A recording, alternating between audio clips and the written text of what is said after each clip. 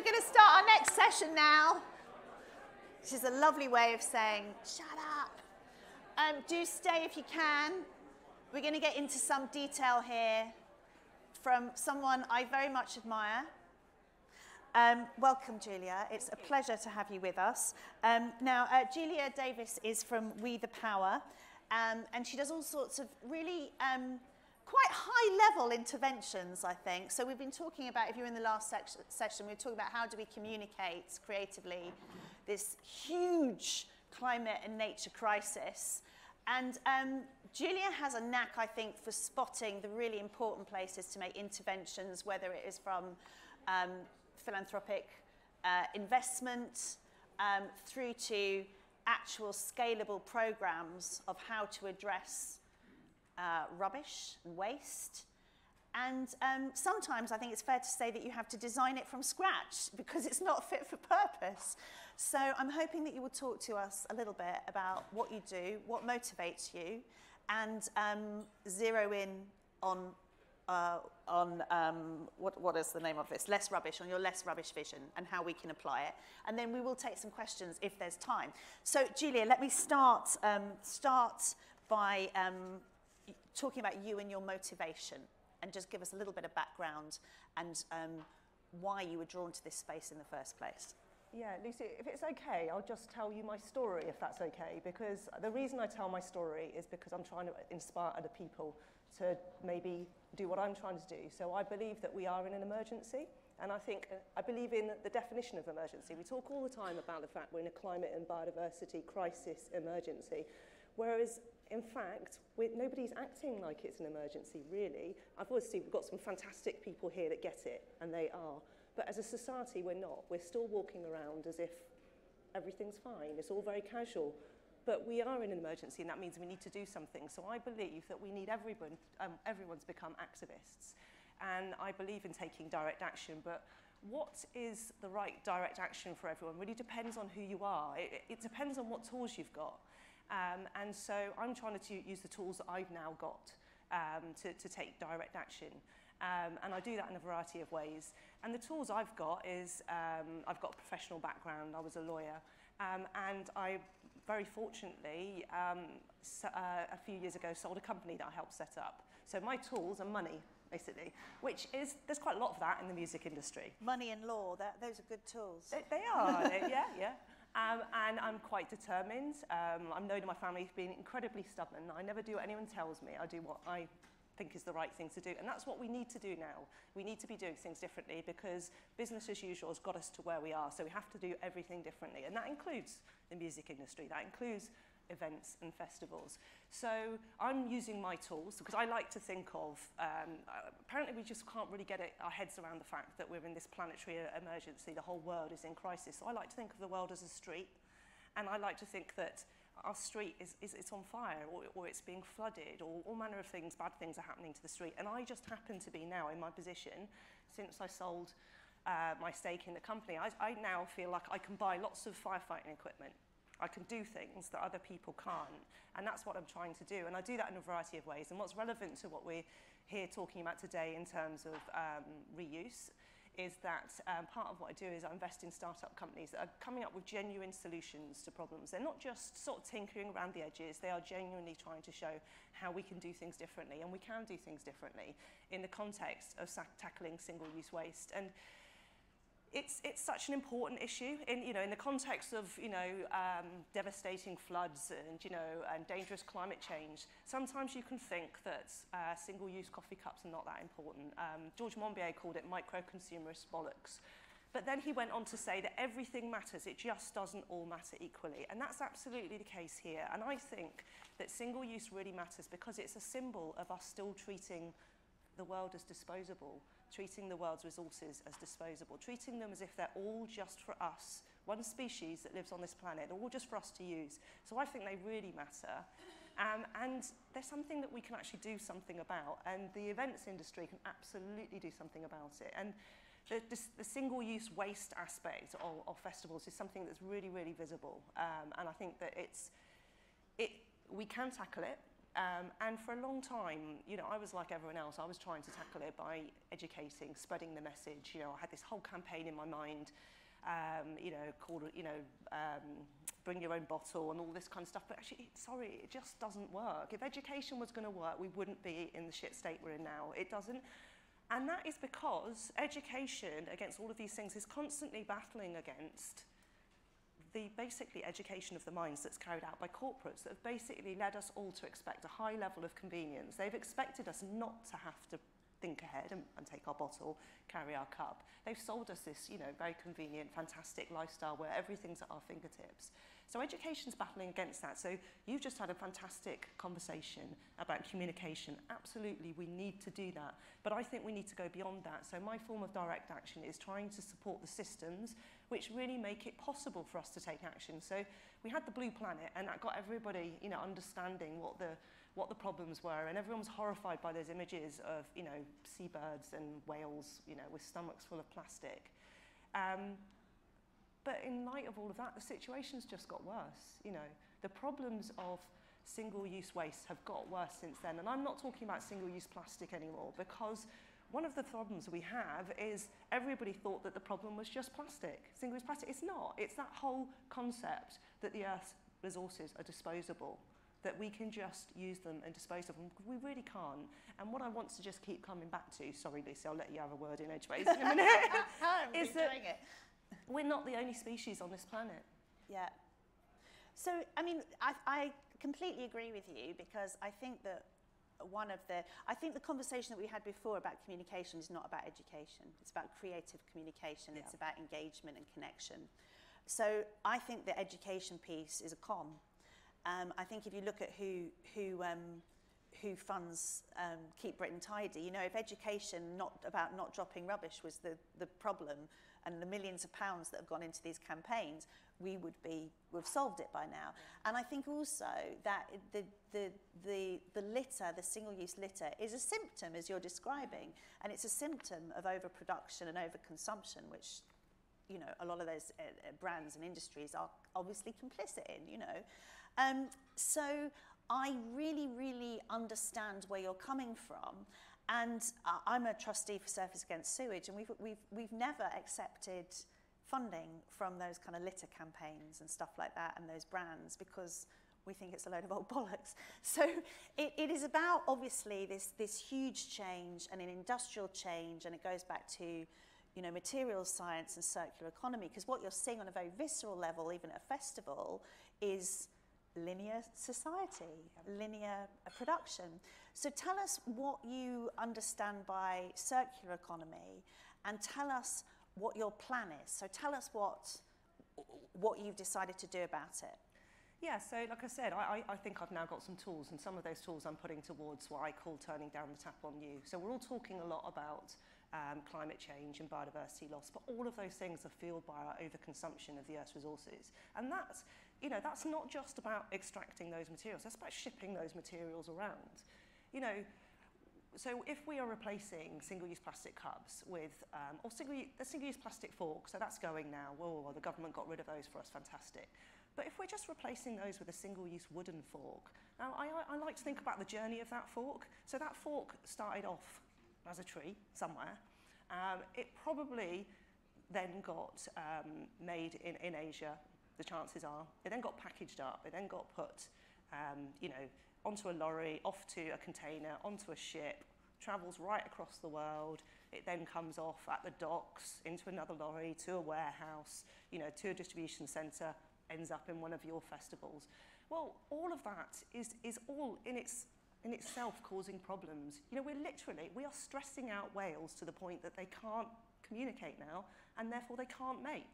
The right whale is basically stressed out by the amount of shipping traffic that's going to and fro. Obviously, we need some of that. You know, it's right that we are transporting food that grows better in one part of the world to another part of the world. You know, we're not going to get rid of that altogether, ever.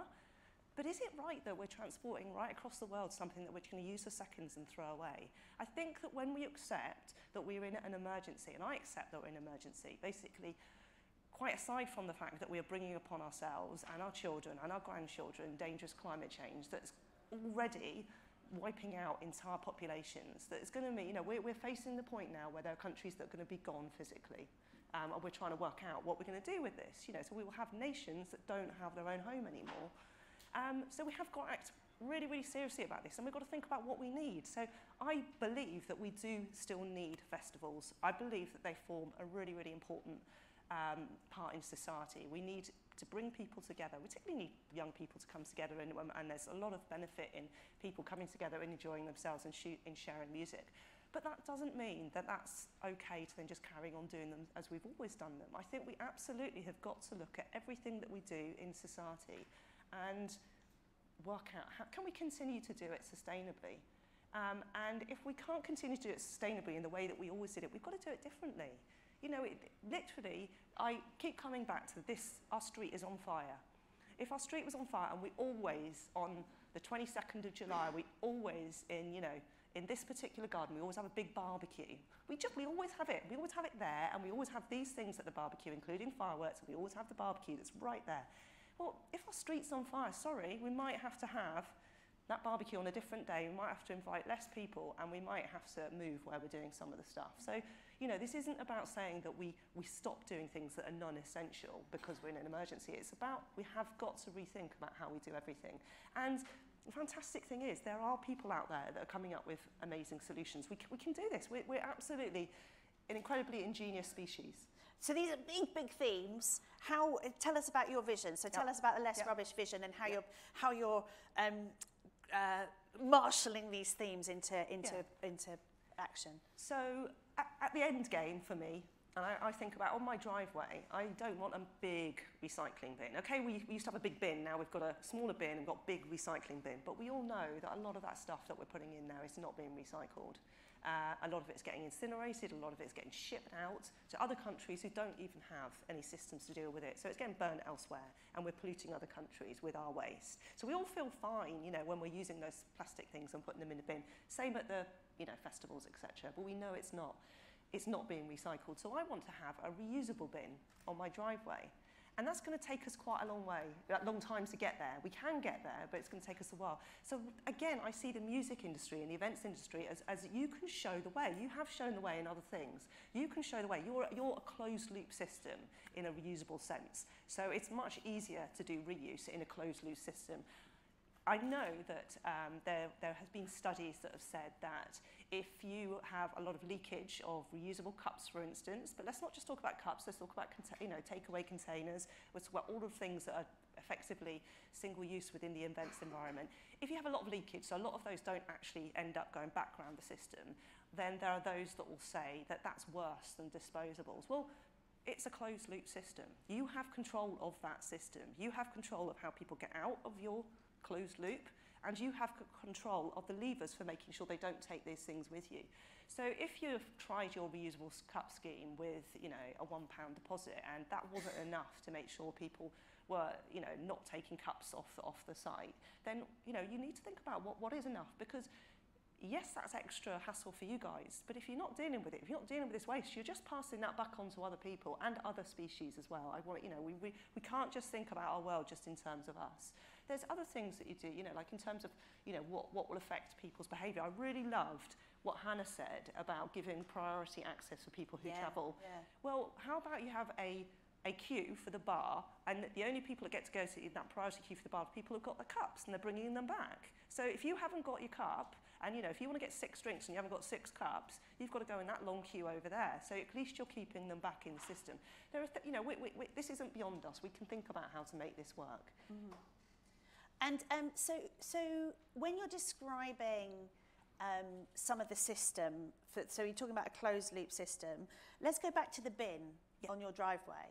So how would this, are you serious about this? I'm totally serious about this. Right, so how would this work? And could your neighbours come and help themselves to your bin? What would be in it, and why would it be there? Do you know what? A lot of this is going backwards to how we used to do things. So one of the, I invest in a whole host of companies that all promoting reuse in a different way, and we talk to each other as the Reuse Collective, and we are, these companies are genuine about reuse. They're not doing a little bit of in-store supermarket refill just to show it's too much hassle and then go, oh, we tried it, it didn't work. These are genuinely doing this. So one of them is called Again, and they will be, I don't know if They're in the room now, but they'll be talking later on. And they've come up with, this is not rocket science, they've come up with a modular washing system. So I've been in the room with corporates before that have tried to tell me that carbon footprint of, you know, washing a mug or washing reusables is worse than disposables. Well, I'm sorry, but we can do something about all of that. You know, we have got renewable energy. We can be designing washing systems that are using renewable energy. We can be designing, and are, so again, are doing this. They're designing washing systems that are using much less water, much less high temperatures, much less detergent. All of these factors are things that we can reduce. But if we're going to just say, no, let's just replace those single-use plastic cups with cups made from potato starch or some plant-based crop, where do you think that's going to come from? And you might say this is the waste materials. Well, every solution that was pushed out there on the basis it was going to come from waste materials then ends up, because of perverse incentives, they end up then growing and producing to feed that. That happened with biomass. Biomass was supposed to be, you know, waste. It's not. It's basically, there's whole maize fields on places like the Isle of Wight that are feeding biomass generators, and that's one of the worst crops. So if you're talking about these kind of things, what they're going to be doing is they're going to be using up land. So as humans, we already treat the entire world as for us to do what we want with. We've forgotten that we're only one of many, many amazing, beautiful species on this earth. And we treat all land as just we can do with what we want. And of course, you know, we're a growing population. The population is going to keep on growing for a very long time. And so we need that land for food. We need to feed ourselves in a different way. Obviously, that's a different story. That would free up loads of land if we did just move to a predominantly plant-based diet. But we also need to home ourselves. We need, you know, things we need land for. But we absolutely have got to start leaving a lot more land available for the other species that we share our world with. And we haven't got to just do that for those species, because if we don't do that, we're screwing up ourselves as well, because species cannot survive on the little bits of margins that we've left them.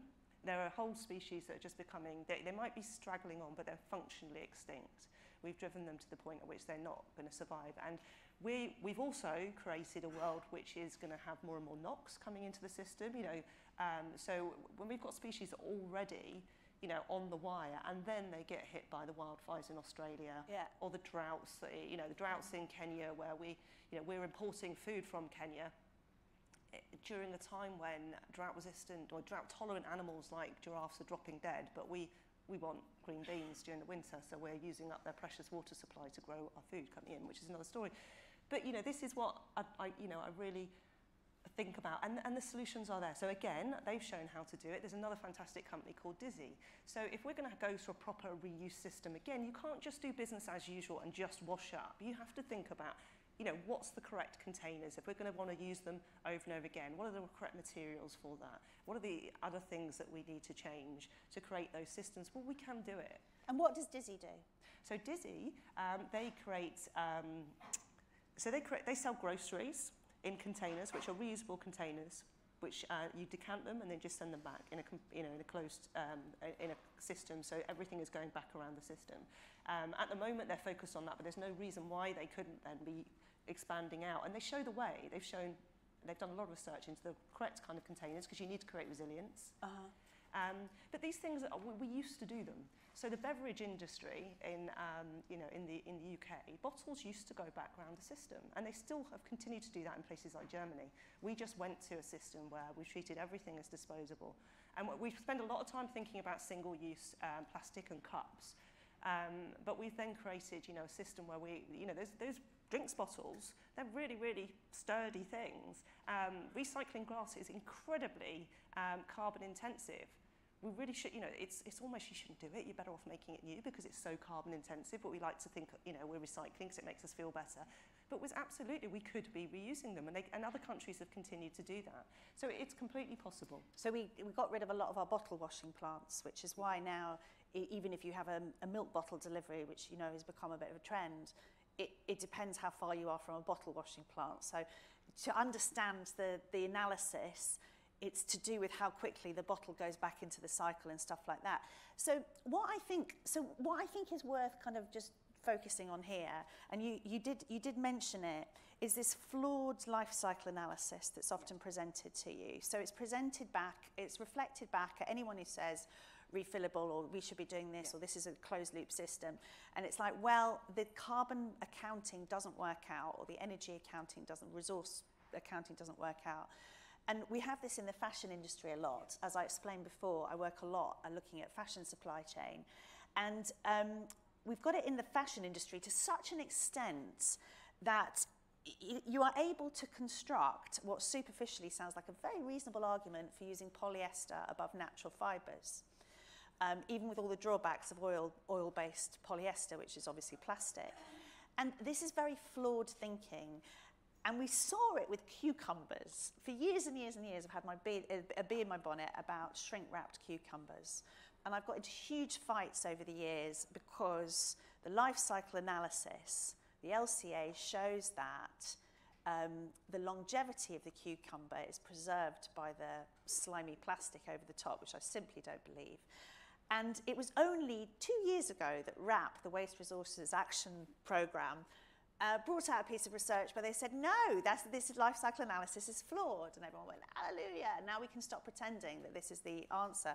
And in all of this analysis, the question to ask, isn't it, is who is this benefiting? And usually it's a complex supply chain to do with supermarkets and an industrial backstory. It's preserving a sector. And that's often why the brakes have been put on for refills. So the issue for a lot of the stuff that we're talking about around festivals, music industry, entertainment, is really how we break free from that lens, because it's not really benefiting us and it's actually stopping us from progressing. So part of your mission is to basically whistleblow on this dodgy life cycle analysis that's being used to back up the status quo, essentially, which is something that really needs to be done. But it's very hard. It's very hard because then we're entering into this whole realm of greenwashing, which you're also describing. So I think you're describing greenwashing in a sense that a lot of people have been encouraged to replace single-use plastic with compostable fibres or natural fibres or some other sort of material. Yeah, and I think that for me, it is, so I said earlier, I'm about direct action, I'm about let's move from that, but it is about the story, it is about the perception. And why I think this is so important is because we have got to move away from this concept of disposability, that disposability is acceptable in any form. And that again comes back to what I was saying about, this isn't just our planet.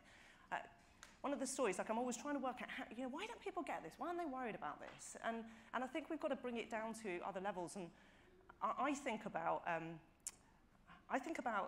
imagine a nursery school. And imagine if at that nursery school there was one child that had decided that everything in that nursery school was just for them. All the toys, there's loads of other kids in this nursery school, but all the toys in that nursery school, they were going to be able to use them, do whatever they wanted, even if they wanted to throw them away. All the snacks at break time, there's all the other kids that are hungry and everything. No, all of those snacks are mine. And actually, that nice comfy area where you get to sit and listen to your stories, no, get off those cushions, they're all mine. And that's basically what humans have done to all the other animals in the world. And I think the worst level of that is when we then don't even value those things that we've taken. And we, our lands, everything. And so I think that's so important. We've got to move forward. If we're going to actually genuinely move forward from this really rubbish situation that we are in right now, we've got to get away from that. And I think that does require us to just pause on things. So when I talk about turning down the tap on you, that's about everything. So, within festivals, the most visible aspect of single-use waste and consumption is obviously on the food and the beverage, but there's all the other stuff as well. There's all the other clothing and it's sold that's just, really it's used momentarily and that kind of thing. Well, that could be moved as well, because, you're really interested in clothing. I'm also interested in clothing. What I'm interested in is saying there's already enough clothing. I think that's what we all say. There's enough, We could stop producing clothing for a very long time, and there is enough. We are shipping our clothing off to Kenya, thinking that, oh yeah, nice, we're sending it off to the poor people in Kenya. They don't want it. Most of it is rubbish. Most of it is ending up in landfill. So again, music industry, events, they can be pushing that message. So I'm invested in a number of companies that are basically making it easier and a better experience for people to buy second-hand. So my dress is from a platform called The Circle. So they sell, you know, like high-end women's wear. And it's all about making that the first choice. That's not, you know, what you do if you can't afford to buy new. Because why we've got this None of perception. us can afford to buy new. Yeah, but it's not, new's not necessarily better, is it? Well, no, none of us can afford to buy new because of the impacts of it. Julia, I've just noticed the time. We've got 4 minutes left, and I promised people they could ask, 3 minutes, who promised they could ask questions. Does anyone have a question? Yes, thank you. Hi there, what an amazing talk. It's just music to my ears, and but some big worries, I think, generally, that I'm sure we both share. I think the first one is the whole idea that consumers can't play a part, because they can, because it's going to take a big time to turn the ship round. So even small wins, you know, even if they seem insignificant, can definitely make a difference. And then I guess another big concern for me is the Single-Use Plastics Pact Act, which in its watered-down form is now moving towards legislation, hopefully next year and the year after. But of course, a big part of that is compostable, being put forward as a panacea to the solution, whilst, quote unquote, we move towards more sustainable solutions. So once again, we have quite a big innovation in terms of what could be done to reduce waste, and yet it's being put forward to consumers that compostable is okay, which of course, you know, you so eloquently described, it absolutely isn't. You know, compostable and single use isn't sustainable. But you know, rather than going the whole hog, we now have this watered down solution, it seems, that's being presented as the way to move forward for, you know, probably the next 10 years, potentially. You know, we still only recycle 50% of UK waste that could be recycled. And as we know, compostables is going to landfill or incineration because it can't be a little bit less, can't be managed. Okay, thank you very much. You two should talk anyway, because you should explain, Julia, about yes, this lady here. Sorry.